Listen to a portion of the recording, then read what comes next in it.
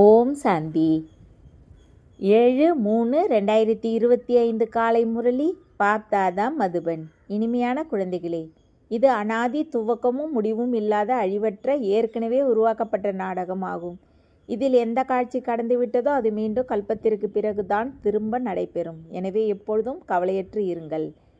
கேள்வி: இந்த உலகம் தனது தமோ பிரதான நிலை அடைந்துவிட்டுள்ளது என்பதற்கான அடையாளங்கள் என்ன? பதில்: நாளுக்கு நாள் துன்பங்கள் அதிகமாகி கொண்டே இருக்கின்றன. எவ்வளவு பயங்கரங்கள், போர் சூழ்நிலை நடந்து கொண்டிருக்கின்றன. திருடர்கள் எப்படி அடிதடியில் இறங்கி கொள்ளையடித்து செல்கிறார்கள். பருவம் தவறி மழை பெய்து கொண்டு இருக்கிறது. எவ்வளவு நஷ்டம் ஏற்பட்டு விடுகிறது. இவை எல்லாமே தமோ பிரதான நிலையின் அடையாளம் ஆகும். தமோ பிரதான இயற்கை துக்கம் அளித்து கொண்டே இருக்கிறது. குழந்தைகளாகிய நீங்கள் நாடகத்தின் இரகசியத்தை அறிந்துள்ளீர்கள். எனவே நத்திங் நியூ, எதுவும் புதிதல்ல என்று கூறுகிறீர்கள். ஓம் சாந்தி. இப்பொழுது குழந்தைகளாகிய உங்கள் மீது ஞான மழை பெய்து கொண்டு இருக்கிறது. நீங்கள் சங்கம யுகத்தினர். பிற மனிதர்கள் அனைவருமே கலியுகத்தினர் ஆவார்கள்.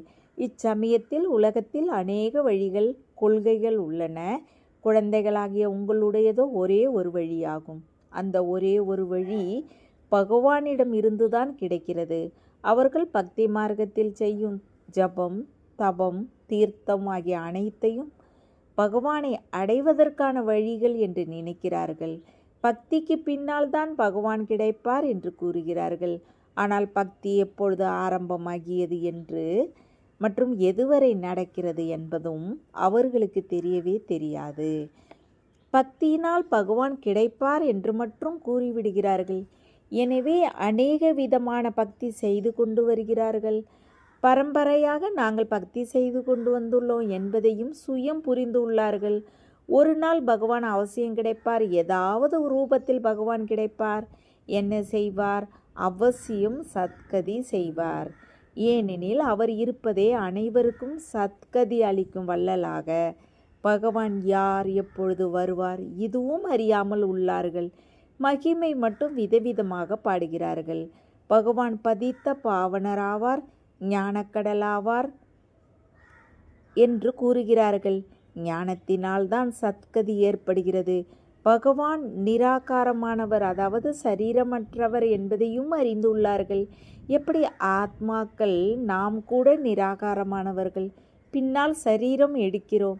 ஆத்மாக்களாகிய நாம் கூட தந்தையுடன் கூட பரந்தாமத்தில் வசிப்பவர்கள்.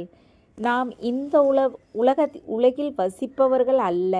எங்கு வசிப்பவர்களாவோ, எந்த இடத்தின் நிவாசி என்பது கூட சரியான முறையில் கூறுவது இல்லை. ஒரு சிலரோ நாங்கள் சொர்க்கத்திற்கு சென்று விடுவோம் என்று நினைக்கிறார்கள். இப்பொழுது நேராக சொர்க்கத்திற்கோ யாரும் செல்வது இல்லை. ஒரு சிலர் ஜோதியுடன் கலந்து விடுவோம் என்று கூறுகிறார்கள். இதுவும் தவறு. ஆத்மாவை அழியக்கூடியதாக ஆக்கிவிடுகிறார்கள். மோட்சம் கூட ஏற்பட முடியாது. ஏற்கனவே நிர்ணயிக்கப்பட்ட என்று கூறுகிறார்கள். இந்த சக்கரம் சுற்றி கொண்டே இருக்கிறது. சரித்திரம் பூங்கோளம் திரும்ப நடைபெறுகிறது. ஆனால் சக்கரம் எப்படி சுற்றுகிறது என்பதை அறியாமல் உள்ளார்கள். சக்கரத்தையும் அறியாமல் உள்ளார்கள். இறைவனையும் அறியாமல் உள்ளார்கள். பக்தி மார்க்கத்தில் எவ்வளவு அலைகிறார்கள். பகவான் யார் என்பதை நீங்கள் அறிந்துள்ளீர்கள். பகவானை பாதர், தந்தை என்று கூறுகிறார்கள். எனவே புத்தியில் வர வேண்டும் அல்லவா? லௌகீக தந்தையோ இருக்கிறார், பிறகும் நாம் அவரை நினைவு செய்கிறோம் என்றால் 2 தந்தை ஆகிறார்கள். லௌகீக தந்தை மற்றும் பரலோகிக தந்தை. அந்த பரலோகிக தந்தையை சந்திப்பதற்காக இவ்வளவு பக்தி செய்கிறார்கள். அவர் பரலோகத்தில் இருக்கிறார். நிராகார உலகம் கூட அவசியம் உள்ளது. மனிதர்கள் என்னவெல்லாம் செய்கிறார்களோ அவை எல்லாம் பக்தி மார்க்கமாகும் என்பதை நீங்கள் நல்ல முறையில் அறிந்துள்ளீர்கள். ராவண ராஜ்யத்தில் பக்தி நடந்து கொண்டே வந்துள்ளது. ஞானம் இருக்க முடியாது. பக்தியினால் ஒரு பொழுதும் சத்கதி ஏற்பட முடியாது. சத்கதி அளிக்கும் தந்தையை நினைவு செய்கிறார்கள். எனவே அவசியம் அவர் எப்பொழுதாவது வந்து சத்கதி அளிப்பார். இது முற்றிலுமே தமோ பிரதான உலகமாகும் என்பதை நீங்கள் அறிந்துள்ளீர்கள். சதோ பிரதானமாக இருந்தது, இப்பொழுது தமோ பிரதானமாக உள்ளது. எவ்வளவு கலகம், குழப்பங்கள் ஏற்பட்டு கொண்டிருக்கின்றன. மிகவும் பயங்கரங்கள் நடந்து கொண்டு இருக்கின்றன. திருடர்களும் கொள்ளையடித்து கொண்டு இருக்கிறார்கள். எப்படி எப்படி அடிதடி செய்து திருடர்கள் பணத்தை கொள்ளையடித்து செல்கிறார்கள். எப்படி எப்படியான மருந்துகளை சுவாசிக்க செய்து மூர்ச்சை அடைய செய்து விடுகிறார்கள். இது ராவண ராஜ்யமாகும். இது மிகப்பெரிய எல்லையில்லாத விளையாட்டாகும். இது சுற்றுவதற்கு 5000 வருடங்களாகின்றது. விளையாட்டு கூட டிராமா போல உள்ளது. நாடகம் என்று கூற மாட்டார்கள். நாடகத்திலோ ஒருவேளை யாராவது ஒரு நடிகர் நோய்வாய்ப்பட்டு விட்டார் என்றால் அவருக்கு பதிலாக இன்னொரு நடிகர் நடிக்க முடியும். ஆனால் இதிலோ இந்த விஷயம் ஏற்பட முடியாது. இதுவோ அனாதி போல நோய்வாய்ப்படுவதும் நாடகத்தில் பாகமாக உள்ளது என்று கூறுவீர்கள். மழை ஆகியவை பெய்கிறது என்றால் கல்பத்திற்கு பின்னரும் இவ்வாறே பெய்யும். இதே கஷ்ட நஷ்டங்கள் ஏற்படும். ஞானத்தின் மழையோ அனைவர் மீதும் பொழிய முடியாது என்பதை குழந்தைகளாகிய நீங்கள் அறிந்துள்ளீர்கள். ஆனால் ஞானக்கடலான பகவான் வந்து விட்டுள்ளார் என்று இந்த குரல் அவசியம் அனைவருடைய காதுகளுக்கும் போய் சேர்ந்துவிடும். உங்களுடையது முக்கியமானது யோகமாகும். ஞானம் கூட நீங்கள் கேட்கிறீர்கள். மற்றபடி மழையோ முழு உலகத்தின் மீது பெய்கிறது. உங்களுடைய யோகத்தில் நிலையான அமைதி ஏற்பட்டு விடுகிறது. சொர்க்கத்தை ஸ்தாபனை செய்வதற்கு பகவான் வந்து விட்டுள்ளார் என்று நீங்கள் அனைவருக்கும் கூறுகிறீர்கள். ஆனால் தங்களையே பகவான் என்று நினைத்து கொண்டு இருப்பவர்கள் கூட நிறைய பேர் இருக்கிறார்கள். எனவே பிறகு உங்களை யார் ஏற்றுக்கொள்வார்கள்? ஆகவே கோடியில் ஒருவர்தான் வெளிப்படுவார் என்று தந்தை புரிய வைக்கிறார். பகவான் தந்தை வந்துவிட்டுள்ளார் என்பதை உங்களிலும் கூட வரிசை கிரமமாக அறிந்துள்ளீர்கள். தந்தையிடமிருந்து ஆஸ்தி பெற வேண்டுமல்லவா? எப்படி தந்தையை நினைவு செய்ய வேண்டும் என்பதையும் புரிய வைத்துள்ளார். தன்னை ஆத்மா என்று உணருங்கள். மனிதர்களோ தேக அபிமானி, தேக உணர்வு உடையவர்களாக ஆகிவிட்டுள்ளார்கள். அனைத்து மனித ஆத்மாக்களும் பதித்தமான தூய்மையற்றவர்களாக ஆகிவிடும் பொழுதுதான் நான் வருகிறேன் என்று தந்தை கூறுகிறார். நீங்கள் எவ்வளவு தமோ பிரதானமாக ஆகிவிட்டுள்ளீர்கள். இப்பொழுது நான் உங்களை சதோ பிரதானமாக ஆக்க வந்துள்ளேன். முந்தைய கல்பத்தில் கூட நான் உங்களுக்கு இவ்வாறு புரிய வைத்திருந்தேன். நீங்கள் தமோ பிரதான நிலையிலிருந்து சதோ பிரதான நிலை எப்படி ஆவீர்கள்? என்னை மட்டும் நினைவு செய்யுங்கள். நான் உங்களுக்கு என்னுடைய மற்றும் படைப்பினுடைய அறிமுகத்தை அளிக்க வந்துள்ளேன். அந்த தந்தையை எல்லோரும் ராவண ராஜ்யத்தில் நினைவு செய்து கொண்டுதான் இருக்கிறார்கள். ஆத்மா தனது தந்தையை நினைவு செய்கிறது. தந்தை இருப்பதே அசரீரி, அதாவது சரீரமற்றவர், பிந்து புள்ளி அவரல்லவா. அவருக்கு பிறகு பெயர் வைக்கப்பட்டுள்ளது. உங்களை சாலிக்கிராமங்கள் என்று கூறுகிறார்கள். மேலும் தந்தையை சிவன் என்று கூறுகிறார்கள். குழந்தைகளுக்கு உங்களுக்கு குழந்தைகளாகிய உங்களுக்கு சரீரத்தின் மீது பெயர் ஏற்படுகிறது. தந்தை இருப்பதோ பரம ஆத்மாவாக. அவருக்கு சரீரமோ எடுக்க வேண்டியதில்லை. அவர் இவருக்குள் பிரவேசம் செய்துள்ளார். இது பிரம்மாவின் உடலாகும். இவரை சிவன் என்று கூற மாட்டார்கள். ஆத்மா என்ற பெயரே உங்களுக்கு இருக்கவே இருக்கிறது. பிறகு நீங்கள் சரீரத்தில் வருகிறீர்கள். அவர் பரமாத்மா, அனைத்து ஆத்மாக்களின் தந்தையாவார். எனவே அனைவருக்கும் 2 தந்தையாகிவிட்டார்கள். ஒருவர் நிராகாரமானவர், மற்றொருவர் சாக்காரமானவர். இவருக்கு பிரம்மா மற்றும் அலௌகிக உலகத்திற்கு அப்பாற்பட்ட அதிசயமான தந்தை என்று கூறப்படுகிறது. எவ்வளவு ஏராளமான குழந்தைகள் உள்ளார்கள். மனிதர்களுக்கு இது புரிய வருவது இல்லை. பிரஜா பிதா பிரம்மா குமார் குமாரிகள் இவ்வளவு ஏராளமானோர் உள்ளார்கள். இது என்ன? இது எந்த விதமான தர்மமாகும் என்பது புரிய முடியாமல் உள்ளார்கள். இந்த குமார் குமாரி என்பது இல்லற மார்க்கத்தின் வார்த்தைகளாகும் அல்லவா என்பதை நீங்கள் அறிந்துள்ளீர்கள். தாய், தந்தை, குமாரி மற்றும் குமார். பக்தி மார்க்கத்தில் நீங்கள் தந்தையும் நீயே தாயும் நீயே என்று நினைவு செய்கிறீர்கள். இப்பொழுது உங்களுக்கு தாய் தந்தை கிடைத்துள்ளார்கள். உங்களை தத்து எடுத்துள்ளார். சத்தியுகத்தில் தத்து எடுக்கப்படுவது இல்லை. அங்கு தத்து எடுத்தல் என்ற பெயரே இருக்காது. இங்கு அந்த பெயர் உள்ளது. அவர் எல்லைக்கு உட்பட்ட தந்தை, இவர் எல்லை இல்லாத தந்தை. எல்லை இல்லாத தத்து எடுத்தலாகும். இந்த ரகசியம் மிகவும் ஆழமாக புரிந்து கொள்ள வேண்டிய விஷயம். நீங்கள் கூட எவரொருவருக்கும் முழுமையான வகையில் புரிய வைக்காமல் இருக்கிறீர்கள். முதலில் உள்ளே யாராவது வருகிறார்கள். குருவை தரிசனம் செய்ய வந்துள்ளோம் என்று கூறினால் இது ஒன்றும் கோவில் அல்ல என்று கூறுங்கள். போர்டில் என்ன எழுதப்பட்டுள்ளது என்று பாருங்கள். பிரம்மா குமார் குமாரிகள் ஏராளமாக இருக்கிறார்கள். இவர்கள் எல்லோரும் பிரஜா பிதாவின் குழந்தைகளாகிவிட்டார்கள். பிரஜைகளோ நீங்களும் ஆவீர்கள். பகவான் படைப்பை படைக்கிறார். பிரம்மா கமல திருவாய் மூலமாக எங்களை படைத்துள்ளார். நாம் இருப்பதே புதிய படைப்பினராக. நீங்கள் பழைய படைப்பினராவீர்கள். சங்கம யுகத்தில் புதிய படைப்பினராக ஆக வேண்டியுள்ளது. இது புருஷோத்தமராவதற்கான யுகமாகும். நீங்கள் சங்கம யுகத்தில் உள்ளீர்கள். அவர்கள் கலியுகத்தில் உள்ளார்கள். பிரிவு ஏற்பட்டுள்ளது போல உள்ளது. தற்காலத்திலோ பார்த்தீர்கள் என்றால் எவ்வளவு பிரிவினைகள் உள்ளன. ஒவ்வொரு தர்மத்தினரும் நாங்கள் எங்கள் பிரஜைகளை பராமரிப்போம் என்று நினைக்கிறார்கள். எங்கள் தர்மத்தை எங்கள் இனத்தவரை சுகமாக வைப்போம், எனவே எங்கள் மாநிலத்திலிருந்து இந்த பொருள் வெளியே போகக்கூடாது என்று ஒவ்வொருவரும் கூறுகிறார்கள். முன்பெல்லாம் முழு பிரஜைகள் மீது ராஜாவின் ஆணை இருக்கும்.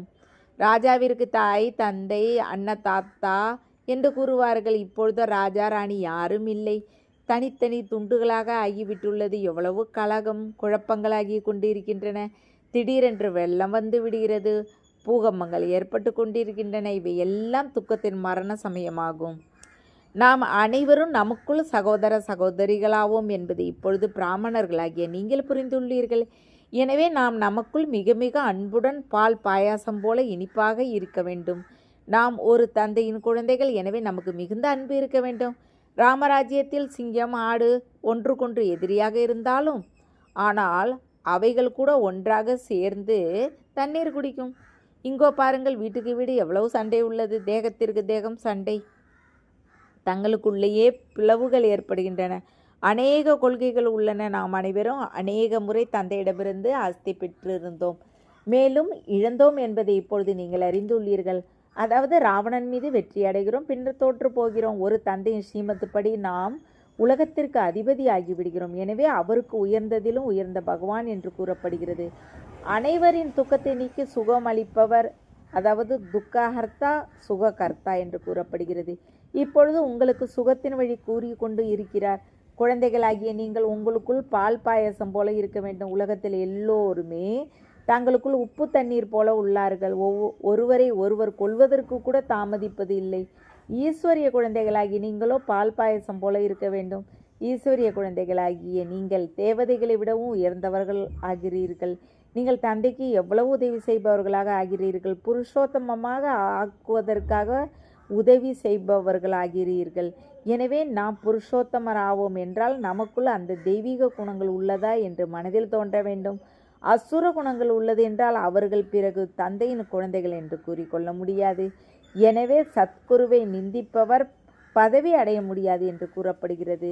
அந்த கலியுக குருக்கள் பிறகு தங்களுக்காக இதை கூறிக்கொண்டு மனிதர்களை பயமுறுத்தி விடுகிறார்கள். எனவே யார் தந்தையின் பெயரை பிரபலமடைய செய்கிறார்களோ, பால் பாயசம் போல ஆகியிருக்கிறார்களோ அவர்கள் நல்ல குழந்தைகள் ஆவார்கள்.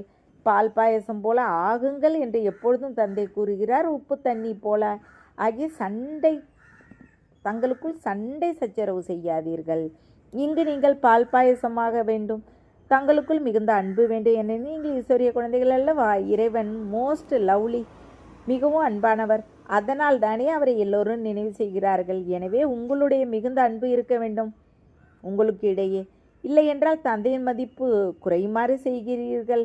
இறைவனின் குழந்தைகள் தங்களுக்குள் எப்படி உப்பு தண்ணீர் போல இருக்க முடியும்? பிறகு பதவி எப்படி அடைய முடியும்? தங்களுக்குள் பால் பாயசம் போல ஆகியிருங்கள், பிறகு பதவி எப்படி அடைய முடியும்? உப்பு தண்ணீர் போல ஆனீர்கள் என்றால் எதுவுமே தாரணையாகாது. தந்தையின் டைரக்ஷன் படி உத்தரவு நடக்கவில்லை என்றால் எப்படி உயர்ந்த பதவி அடைய முடியும்? தேக அபிமானத்தில் வருவதால் தான் பிறகு சண்டையிடுகிறார்கள். இறைவனான தத்து கிடைத்துள்ளார். எனவே தெய்வீக குணங்களும் தாரணை செய்ய வேண்டும்.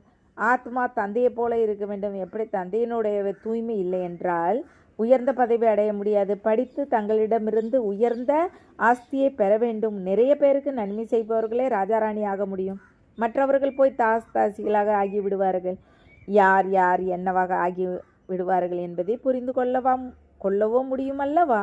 படிப்பவர்கள் சுயம் தங்களை கூட புரிந்து கொள்ள முடியும். இந்த கணக்குப்படி நாம் பாபாவிற்கு என்ன பெயர் வாங்கி தருவோம்? இறைவனின் குழந்தைகளோ யாருமே பார்த்து மகிழ்ச்சியா அடைந்து பெயர் வாங்கி தருவோம். இறைவனின் குழந்தைகளை யாருமே பார்த்து மகிழ்ச்சி அடைந்துவிடும் வகையில் மிகவும் அன்பானவர்களாக இருக்க வேண்டும்.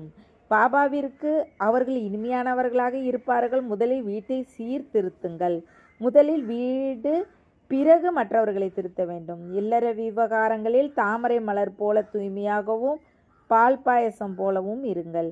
யார் பார்த்தாலும் ஓஹோ, இங்கேயே சொர்க்கம் வந்துவிட்டதே என்று கூற வேண்டும்.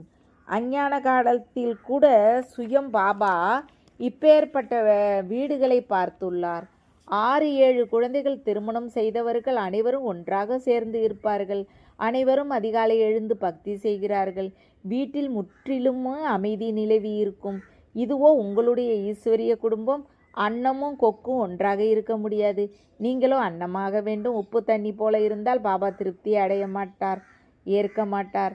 நீங்கள் எவ்வளவு பெயருக்கு அவப்பெயர் விளைவிக்கிறீர்கள் என்று தந்தை கூறுவார். பால் பாயசம் போல ஆகி இருக்கவில்லை என்றால் சொர்க்கத்தில் உயர்ந்த பதவி அடைய முடியாமல் போய்விடுவீர்கள். நிறைய தண்டனை வாங்குவீர்கள். தந்தையின் உடையவராக ஆகி பிறகு உப்பு தண்ணீர் போல இருக்கிறீர்கள் என்றால் 100 மடங்கு தண்டனை பெறுவீர்கள். பிறகு நாம் என்ன பதவி அடைவோம் என்று சாட்சாத்காரம் கூட உங்களுக்கு ஆகிக்கொண்டே இருக்கும். நல்லது. இனிமையிலும் இனிமையான காணாமல் போய் வெகு காலம் கழித்து கண்டெடுக்கப்பட்ட குழந்தைகளுக்கு தாய் தந்தை பாப் தாதாவின் அன்பு நினைவுகள் மற்றும் காலை வணக்கம்.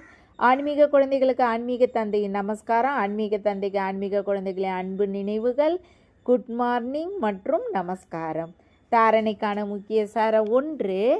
நாம் இறைவனின் குழந்தைகளாவோம். நாம் ஒருவருக்கு ஒருவர் மிகவும் அன்பானவர்களாக இருக்க வேண்டும். தங்களுக்குள் ஒரு பொழுதும் உப்பு தண்ணி போல கசந்து இருக்கக்கூடாது. முதலில் தங்களை திருத்தி கொள்ள வேண்டும். பிறகு மற்றவர்களை திருத்துவதற்கான அறிவுரை அளிக்க வேண்டும். 2. எப்படி தந்தையிடம் தூய்மை, சுகம், அன்பு ஆகிய அனைத்து குணங்களும் உள்ளதோ அதுபோல தந்தைக்கு சமமாக ஆக வேண்டும்.